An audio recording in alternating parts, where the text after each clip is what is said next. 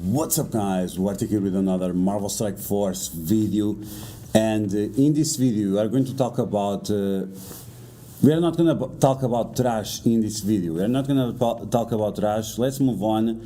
We are going to talk about two very important characters that we have in Marvel Strike Force right now, and it's not Apocalypse. No, it's not Apocalypse.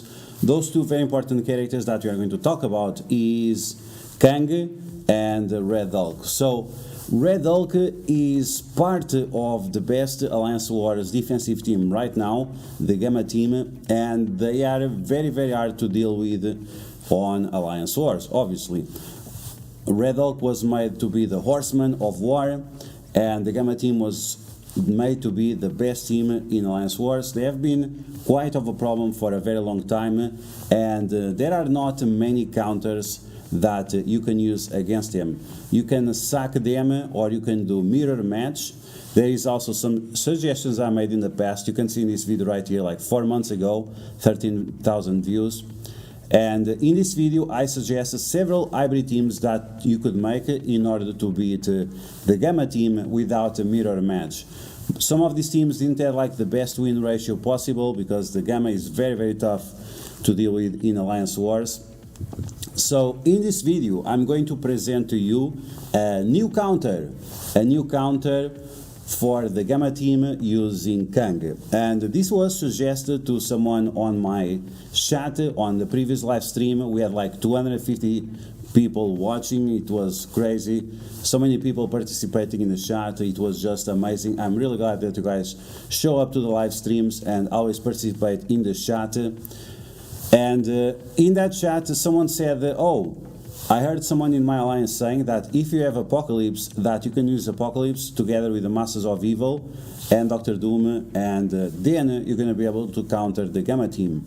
But then I was like thinking, what do you even need Apocalypse for? Because let's be honest, Apocalypse is such a trash character at this point in time. He's such a such a garbage character, so disappointing character that what is Apocalypse even doing for that counter of Masters of Evil versus Gamma?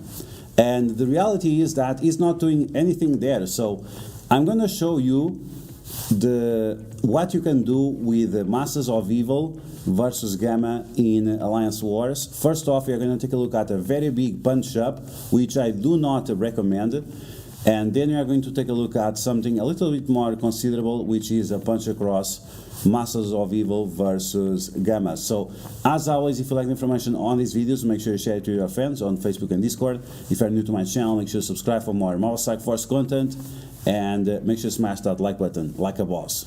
Okay, let's get started. Let's take a look at the Masters of Evil in action versus the Gamma team. Okay, so here it is, the first match that we are going to take a look at, and we have the Masters of Evil with Dr. Doom and Moonstone.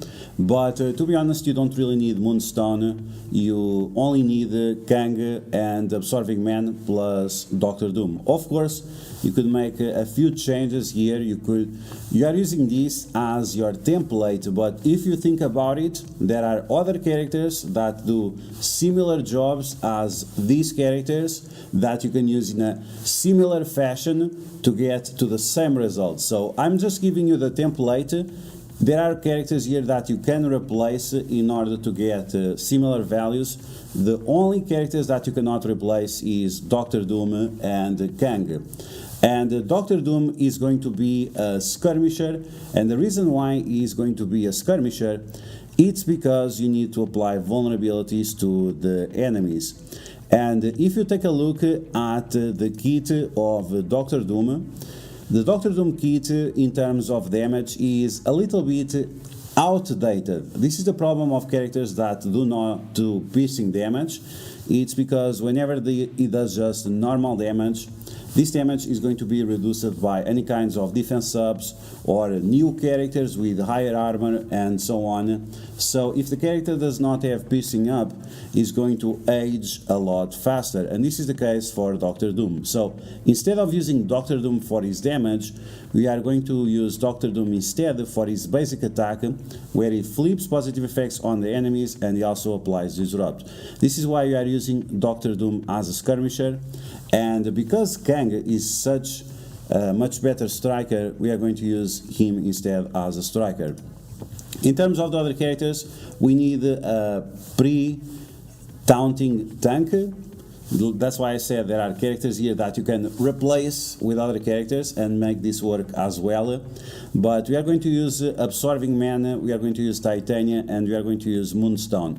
Moonstone, she doesn't do anything here. She's going to stay alive, she's going to provide a stun at the end of the match, but you'll see that it's not that important.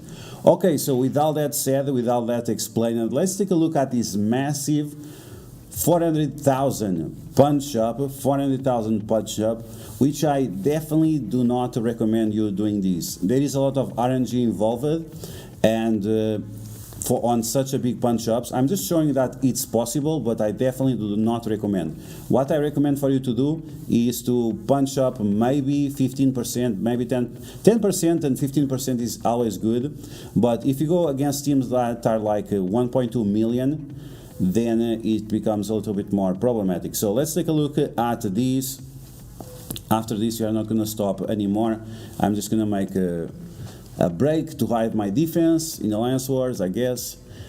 And there we go. Okay, so let's take a look at exactly what you have to do. So you have to make sure that your Doctor Doom stays alive. So make sure that your Doctor Doom is big enough to take that Red Hulk in the face. That's why I said that you have to be careful with the enemy team. If it's like too big, there is nothing you can do. Okay, so Doctor Doom Ultimate, we are going to use his basic to remove the taunt of Hulk. You should try at least 1 time or 2 times to see if it removes, and then you want to spread those vulnerabilities. You want to make sure that the Red Hulk has at least one set of 2 vulnerabilities, and the OG Hulk the same. You could also apply other one, but you can use the bots to do some damage as well. So you can see Kang that is completely deleting the enemy Red Hulk. I got lucky because my Kang critted, and like that he did more damage. It's not always the case, but even if he does not crit, you can still finish off the enemy Red Hulk. Because of the passive of Kang, gives him additional turn meter, and the basic gives additional turn meter, but what I wanted to say is that his passive steals health from the enemies.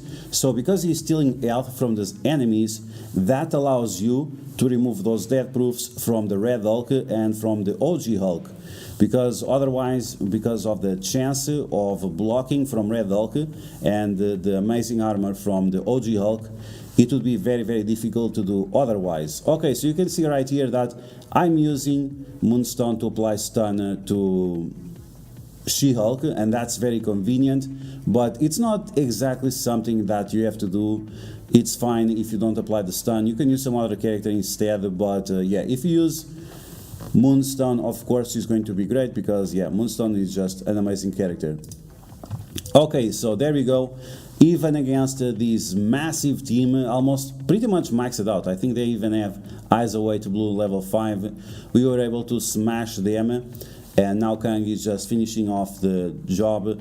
Just make sure that your Doctor Doom is big enough to face the enemy Red Hulk. If the enemy Red Hulk has like Eyes Away Raider, Eyes Away Striker, and so on, make sure it's not too big, or that your Doctor Doom is not too small, because yes, if you are facing a 7 red stars, 7 yellow stars, isolatable level 5 Red Hulk, he can one-shot your Doctor Doom. So make sure you have that in mind. Okay, so let me just hide this in a second to don't show my defense. It's not like my alliance takes these very, very seriously, but it's fine.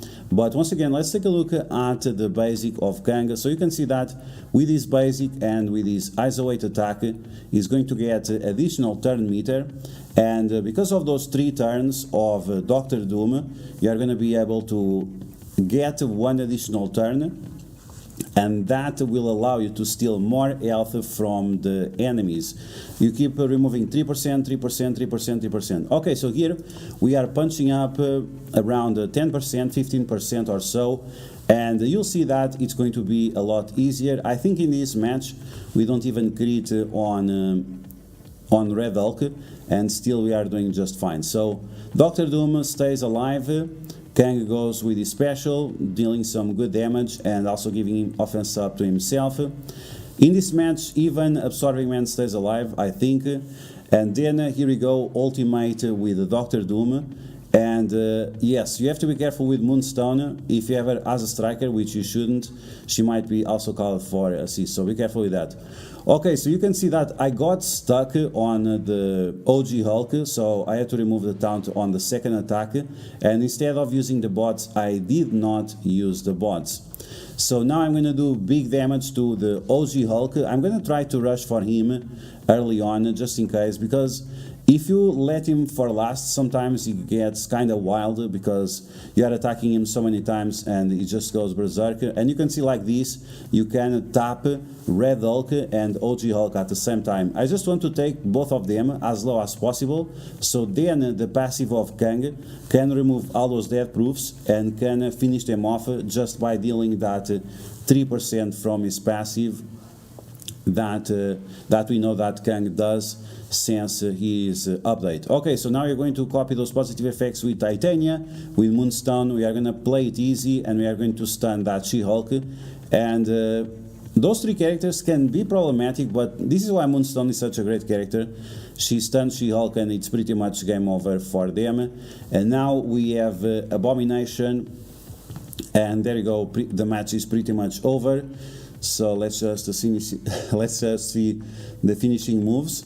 Ultimate of Moonstone. I have her as a skirmisher, otherwise she would finish off that Abomination. And you can see the survivability of her is quite amazing. She's full health, full barrier, and yeah, the evades. Okay, so just for last, let's take a look at what I'm talking about in terms of the Kang passive and why he's so good. So you can see right here, on turn, he's going to get 50% piercing damage to all enemies, and then he's going to steal the health of the enemies by 3% of all enemies as well, and give it back to himself. And like I said, this is going to remove all those death proofs and finish off any kind of Red Hulk or Hulk that is still alive. And once again, if you count the amount of turns that Kang has, is just amazing. So you have the first turn, then Dr. Doom is going to give Kang 3 additional turns. So you can see right here we have the 20%, because he has the vulnerabilities on the characters. He's going to do his ultimate, he's going to do his basic attack, and with that he's going to get another additional turn, and instead of having just 3 turns, he's going to have 4 turns. That's going to be 12% that we are stealing health from the enemies with his passive, plus the additional 50% piercing, which will be a total of 200% piercing. Okay guys, so that's going to be the video. I hope you guys enjoyed. We might not have the best news about Apocalypse. He's still a garbage character. We're still gonna see if he's gonna get updated or not. But with Kang is the best character right now in game, and thanks to him we have 1 additional counter against Gamma. And if you guys didn't saw my video from 4 months ago, make sure you check out. There are a few hybrid teams that you can use here with Undying that will also allow you to counter Gamma in case your alliance is struggling against that team in Alliance Wars. And that's all for now. So I really hope you guys enjoyed this video. If you did, make sure you smash that like button, and if you found the video helpful, make sure you share it with your friends on Facebook and Discord. If you're new to my channel, make sure you subscribe for more Marvel Strike Force content, and I will catch you guys later.